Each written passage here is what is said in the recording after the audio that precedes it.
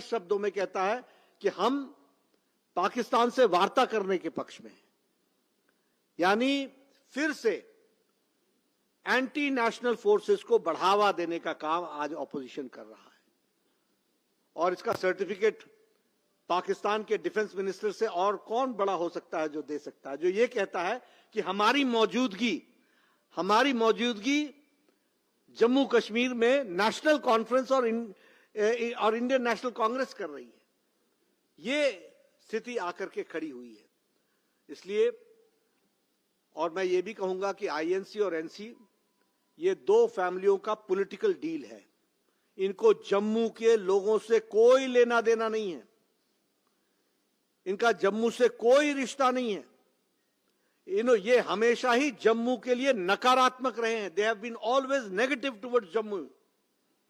और इसीलिए मैं जब पीस ट्रैंक्विलिटी की बात बोलता हूं तो मैं ये भी बोलता हूं कि रीजनल बैलेंस लाने का काम किया और जम्मू की चिंता की है तो वो भारतीय जनता पार्टी ने की है। और इन्होंने हमेशा रीजनल इम्बैलेंस को बढ़ावा दिया है और ये कभी भी सीरियस नहीं रहे हैं। यह मैं आपके माध्यम से जम्मू की जनता को बताना चाहता हूं। मैं यहां आपके सामने ये घड़ियाली आंसू बहाने वाले लोग, फॉल्स प्रॉमिसेस करने वाले लोग, लोगों के सेंटिमेंट से खेलने वाले लोग, ये आजकल डेमोक्रेसी के बड़े भारी चैंपियन बन गए हैं। ये स्टेटहुड की बात कर रहे हैं, ये स्टेटहुड की बात कर रहे हैं। गृह मंत्री जी ने जब धारा 370 को एब्रोगेट किया था तो पार्लियामेंट में कहा था कि स्टेटहुड जम्मू को दिया जाएगा। प्रधानमंत्री जी ने कई फोरम्स पर नेशनल, आप इतना झूठ बोलते हो। जो ताकत तुम्हारे पास है नहीं उसको मैनिफेस्टो में लिखते हो। इधर you are so unaware about the constitutional position और you are trying to betray the people of Jammu Kashmir. उनको साथ धोखा कर रहे हो। तुम्हारे पास अधिकार नहीं है। मैं स्टेटहुड दे दूंगा, स्टेटहुड दूंगा, स्टेटहुड दूंगा। अरे स्टेटहुड देंगे तो प्रधानमंत्री मोदी जी देंगे, स्टेटहुड देगी तो भारत की कैबिनेट उनके नेतृत्व में देगी, स्टेटहुड देंगे तो जो सरकार पार्लियामेंट में है वो देगी। और प्रधानमंत्री जी ने और गृह मंत्री जी ने तो पार्लियामेंट में कहा, प्रधानमंत्री जी ने बड़े स्पष्ट शब्दों में कहा है कि स्टेटहुड मिलेगा और देना है वो दिया जाएगा और वो हम देंगे, आप नहीं दे पाओगे और आप दे भी नहीं सकते हो। ये भी मैं इसको उजागर करना चाहता हूं। जैसा मैंने पहले कहा कि इन्होंने हमेशा जम्मू रीजन को इग्नोर किया है, जम्मू रीजन की अनदेखी की है। मैंने AIIMS Jammu, IIM Jammu, IIT Jammu और Indian Institute of Mass Communication Jammu, ये सब पायनियर इंस्टीट्यूशंस, देश के पायनियर इंस्टीट्यूशंस की आपसे चर्चा की है। इसलिए रीजनल बैलेंस लाने का काम भी, अगर अवंतीपोर को हम लोगों ने एम्स दिया तो हमने जम्मू रीजन को भी, जम्मू को भी एम्स दिया और जम्मू का एम्स पहले चला है।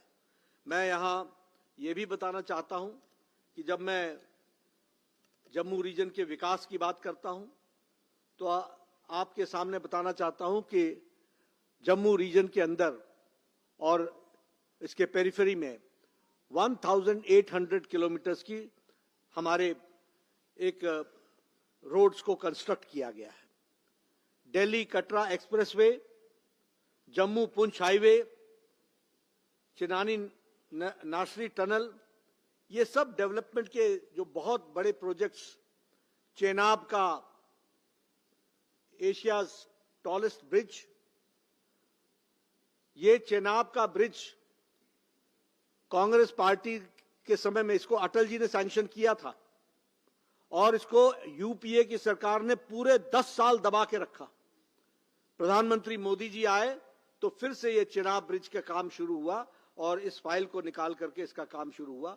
इसको भी हमको ध्यान में रखना चाहिए और आज वो एशियाज टॉलेस्ट ब्रिज बन करके और वो नायाब तोहफा एक तरीके से जम्मू कश्मीर की शान बन करके खड़ा है, उसको भी हमको याद रखना चाहिए। बॉर्डर रोड ऑर्गेनाइजेशन ने 443 किलोमीटर की सड़क जम्मू रीजन और श्रीनगर रीजन में बनाई है। उसी तरीके से रेल लिंक की बात करें आज कटरा से दिल्ली वंदे भारत ट्रेन चल रही है। आज श्रीनगर बारामूला तक ट्रेन का कनेक्ट को बारामूला तक जोड़ा जा रहा है, वो नियरली कंप्लीशन है, उसको पूरा किया जा रहा है। और उसी तरीके से जैसा मैंने कहा कि होली सिटी कटरा को भी जोड़ा गया है। चेनाब के बारे में मैंने आपको बात बता ही दी। मैं यहां आपको विकास की दृष्टि से एक बात और बताना चाहता हूं। ये एनसी और आईएनसी आजकल विकास की बात कर रही है। इन्होंने जम्मू रीजन को इतना इग्नोर किया। शाहपुर कंडी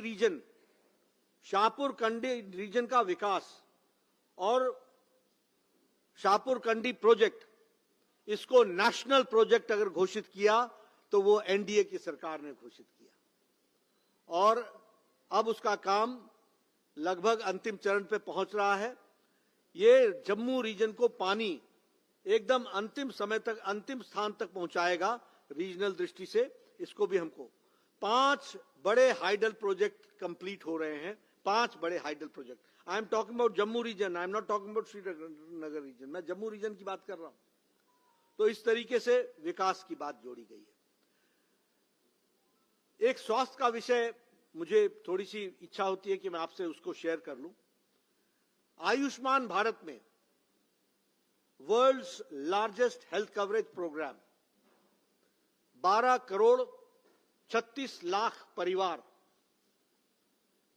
जिनको 5 लाख रुपए का हेल्थ कवर मिलता था, अब उनको 7 लाख रुपए का हेल्थ कवर मिलेगा। और मेरी बात ध्यान से सुनिएगा, गांव-गांव पहुंचाइएगा कि जिस परिवार में 70 साल से ऊपर की कोई महिला, बुजुर्ग, माता, बहन, किसी भी जाति की, किसी भी आमदनी की, ऑफ एनी इनकम स्ट्राटा, उनको 5 लाख रुपए का हेल्थ कवर दिया जाएगा। और इसमें एक बात और ध्यान में ले लीजिए कि जो आयुष्मान भारत में आज कवर्ड हैं 7 लाख में, उनके यहां अगर कोई 70 साल से ऊपर का व्यक्ति है, बुजुर्ग, तो उसको 5 लाख का टॉपअप अलग से मिलेगा। यानी आयुष्मान भारत में आने के कारण आप उससे वंचित नहीं होंगे। वो स्पेशल तोहफा है प्रधानमंत्री मोदी जी का बुजुर्गों को, टिल ही ब्रीथ्स हिज लास्ट, अंतिम सांस तक उसको यह सुविधा मिलती रहेगी। और आपको मालूम है कि जैसे जैसे कोई बुजुर्ग होता है वैसे वैसे उसको स्वास्थ्य की आवश्यकता बढ़ती है और इंश्योरेंस कंपनियां उनको इंश्योर करने से वंचित करती हैं। वहां प्रधानमंत्री मोदी जी ने 6 करोड़ लोगों को, 4.5 crore families, 6 crore elder people have been added. तो 12 करोड़ 74 लाख परिवार में 4.5 करोड़ परिवार और ऐड हो गए हैं और 6 करोड़ लोग इसमें ऐड हो गए हैं आयुष्मान भारत में। इस तरीके से इस कार्य को आगे बढ़ाया जा रहा है। मैं जब इसकी चर्चा करता हूं तो साथ में आपको यह भी बताना चाहता हूं, मैं ही महामंत्री था, यहां आता था स्टडी ग्रुप में और हम स्टडी करते थे। ये नरेंद्र सिंह बैठे हैं, सत्य शर्मा जी बैठे हैं, हमारे कविंदर जी बैठे हैं, निर्मल सिंह जी बैठे हैं, ये सब मेरे साथ पुंछ, राजौरी, डोडा, किश्तवाड़, सब जगह हम गए हैं। यहां वाल्मीकि को स्टेट सब्जेक्ट नहीं बनाया हुआ था। वाल्मीकि यहां सिर्फ सफाई कर्मचारी बन सकता था, वह वोट नहीं डाल सकता था विधानसभा में, वह नौकरी नहीं कर सकता था, उसका बच्चा मेडिकल कॉलेज में एडमिशन नहीं ले सकता था, इंजीनियरिंग कॉलेज में एडमिशन नहीं ले सकता था, कॉलेज में एडमिशन नहीं ले सकता था, यूनिवर्सिटी में एडमिशन नहीं ले सकता था। ये हाल बना रखा था। उसी तरीके से हमारे ओबीसी भाइयों को, उनको रिजर्वेशन नहीं था।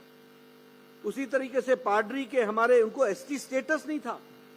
हमारे पहाड़ी भाइयों को, उनको स्टेटस नहीं था। और जब हम स्टेटस देने लगे तो गुज्जर और पहाड़ी में लड़ाई लगाने का काम आईएनसी और एनसी ने किया, समाज को बांटने का काम किया। ये प्रधानमंत्री मोदी जी की बात पर लोगों ने विश्वास किया। गुज्जर भाइयों का और बकरवाल का, उनका कोई रिजर्वेशन घटा नहीं और पहाड़ियों को भी रिजर्वेशन दिया गया, उनके भी रिजर्वेशन राइट रखे गए। तो इस तरीके से इस काम को पूरा करने का काम किया है। इसलिए जस्टिस टू जम्मू अगर यह किसी ने किया है तो वो भारतीय जनता पार्टी ने किया, और भारतीय जनता पार्टी ने आर्टिकल 370 को एब्रोगेट करके for the first time ST seat के नाम पर लोग चुनाव में वो खड़े हो रहे हैं। फॉर द फर्स्ट टाइम हमारा पाक ऑक्यूपाइड कश्मीर से हमारे वेस्ट पाकिस्तान से आए हुए रेफ्यूजी पहली बार विधानसभा में वोट डाल रहे हैं। ये रैना साहब आए हैं वेस्ट पाकिस्तान से, पूछिए इनको। They had right to vote in Lok Sabha, not in Vidhan Sabha. For the first time Srinagar Jammu Kashmir में ये जस्टिस दिलाने का काम किया है, और सबसे बड़ा जस्टिस दिलाने का काम किया है जो आपका रियल शेयर था। आपकी सीट की संख्या 36 थी, वो बढ़ करके 43 हो गई।